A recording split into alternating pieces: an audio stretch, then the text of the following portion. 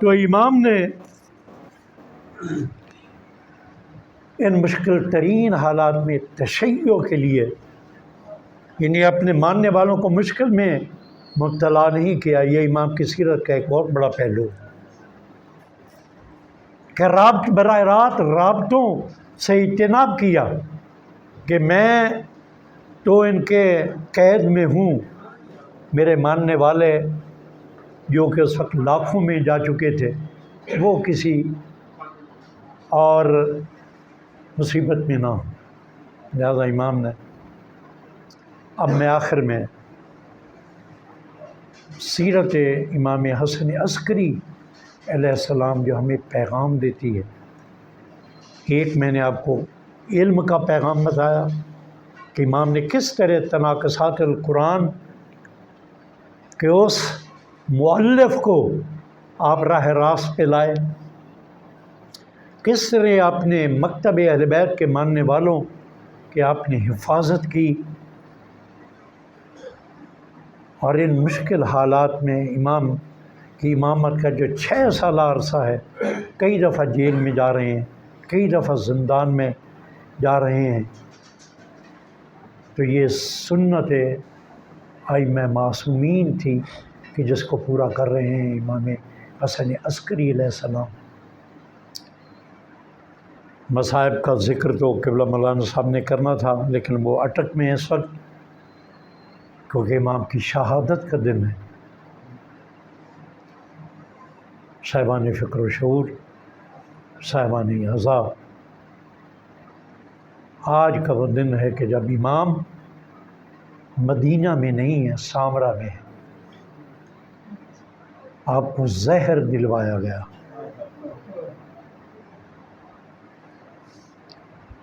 یکم ربیع الاول کو امام کی طبیعت پہ زہر کا اثر ہوا،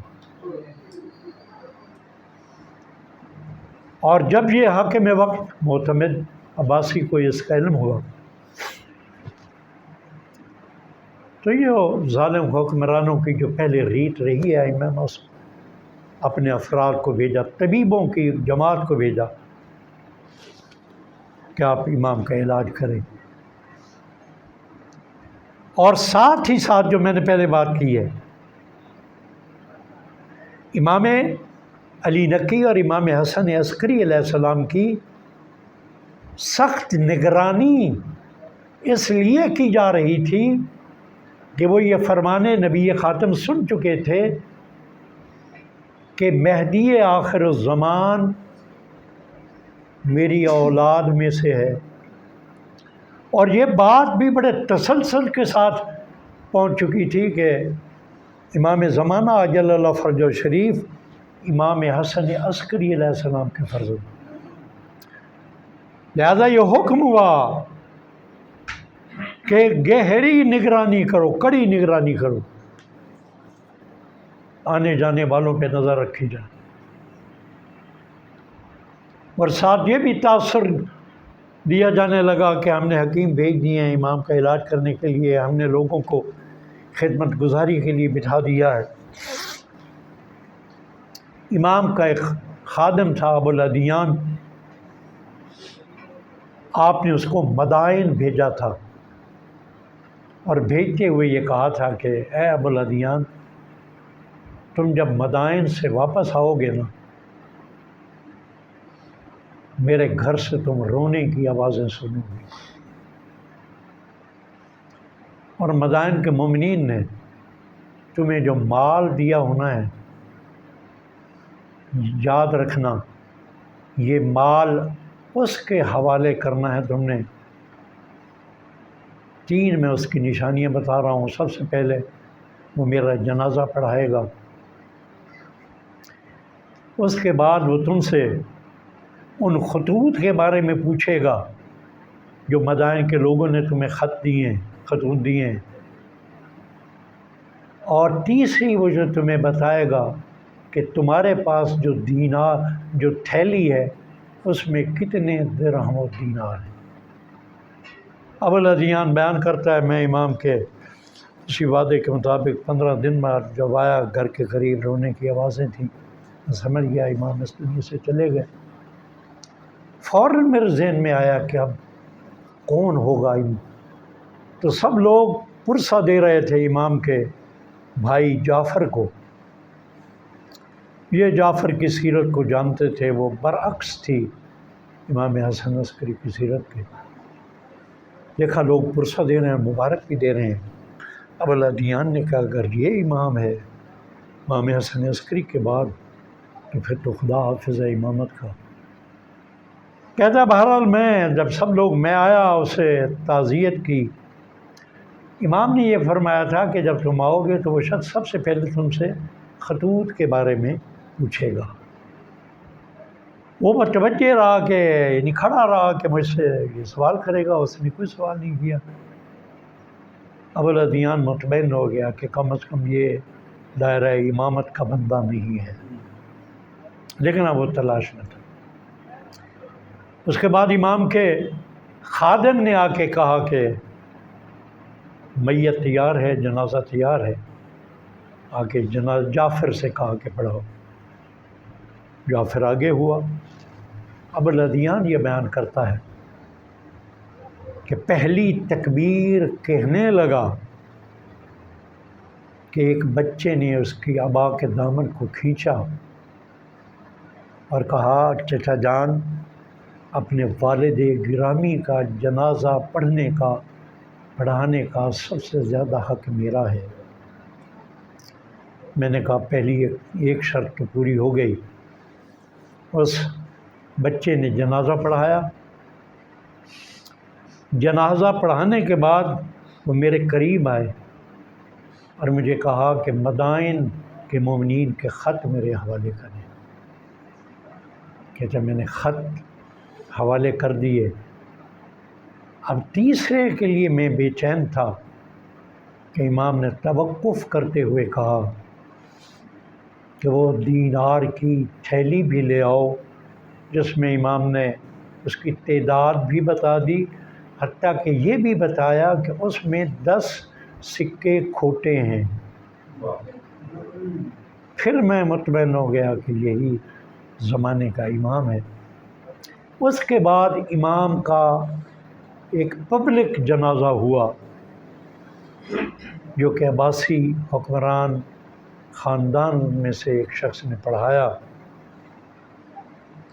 اور پھر امام کو اپنے والد گرامی کے ساتھ دفن کیا گیا۔ یقیناً مدینہ سے دور آپ مظلومیت کے عالم میں شہید ہوئے، لیکن میں سلام کہوں گا امام حسن عسکری، آپ کی قسمت کتنی اچھی ہے، آپ کے بیٹے نے آپ کا جنازہ پڑھایا، اس کے بعد بھی آپ کا جنازہ پڑھا گیا۔ میرا سلام کربلا کے اس شہید کو کہ جو اپنے باپ کی بے گور و کفن لاش کو ڈھونڈتا رہا۔ میرا سلام اس شہید کی بہن کو کہ جو اپنے بھائی کی لاش پہ آئی ہے تو بے گور و کفن لاش کو دیکھ کر کہا، ایک دفعہ آسمان کی طرف رخ گیا، ایک دفعہ مدینے کی طرف رخ پھر گیا اور کہا نانا آپ تو وہ ہیں کہ جن پہ آسمان کے فرشتے سلام پھیرتے ہیں، جن پہ آسمان کے فرشتے درود بھیجتے ہیں۔ نانا یہ آپ کا بیٹا حسین ریگزار کربلا پہ بے گور و کفن پڑا ہے۔ پھر بی بی نے کہا نانا یہ تیرا مظلوم حسین، یہ تیرا لاڈلا حسین، یہ تیرے دوش پہ سواری کرنے والا حسین آج اس مظلومیت میں ہے کہ حسین کی قمیض کو لوٹ لیا گیا ہے، نانا تیرے حسین کے عمامے کو لوٹ لیا گیا ہے، نانا تیرے حسین کے کمر بند کو لوٹ لیا گیا ہے۔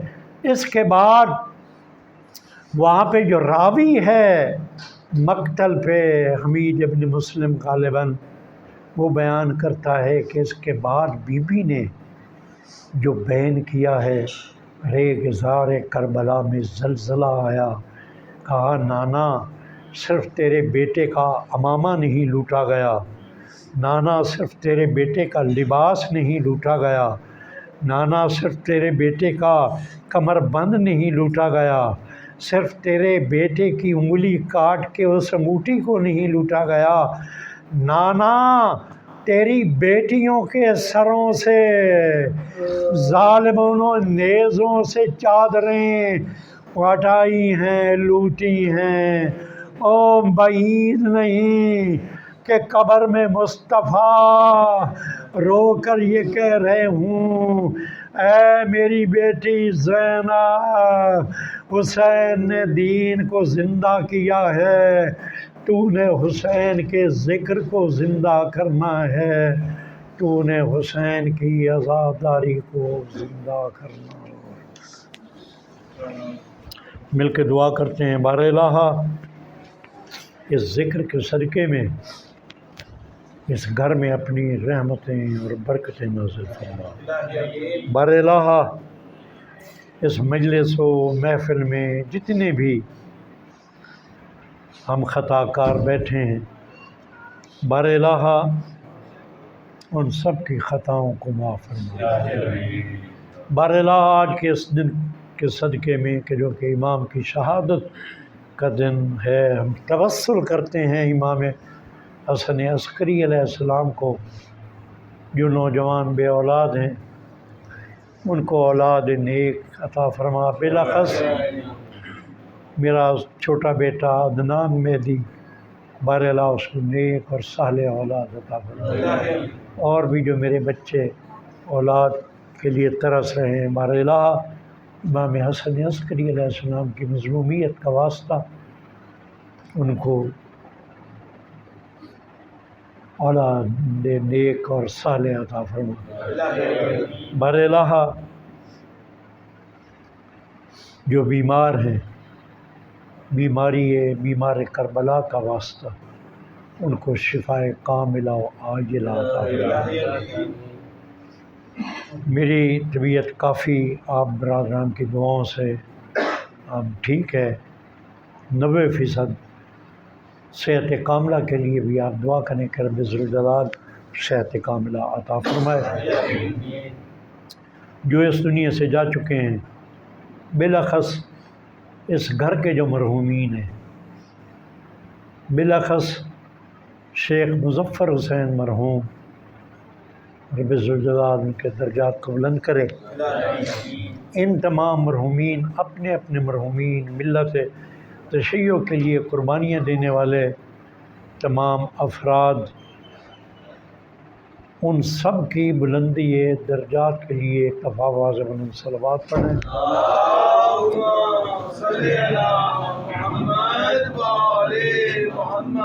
اس کے بعد ایک دفعہ سورہ فاتحہ اور 3 دفعہ سورہ اخلاص کی تلاوت کریں۔